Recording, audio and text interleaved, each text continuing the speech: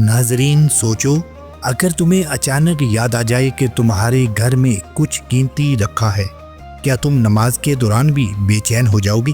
لیکن وہ ہستی جس کا دل دنیا کی محبت سے پاک تھا، جس کے لیے سب سے قیمتی چیز اللہ کی رضا تھی، یہ تھے ہمارے نبی پاک صلی اللہ علیہ وآلہ وسلم۔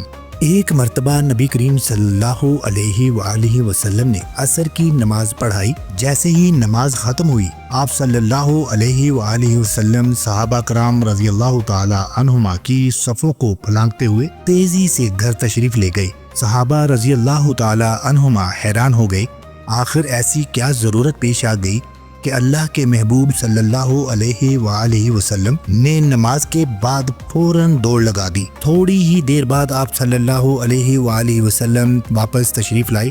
صحابہ کو تعجب میں دیکھ کر فرمایا، مجھے نماز میں یاد آیا کہ میرے گھر میں سونے کا ایک ٹکڑا باقی رہ گیا ہے۔ مجھے یہ بات ناگوار لگی کہ کہیں وہ مجھے دنیا کی طرف مائل نہ کر دے۔ میں نے فوراً حکم دیا کہ وہ راہ خدا میں تقسیم کر دیا جائے۔ اللہ اکبر! یہ تھے ہمارے نبی صلی اللہ علیہ وآلہ وسلم، جن کے دل میں دنیا کی محبت کا ایک ذرہ بھی نہ تھا۔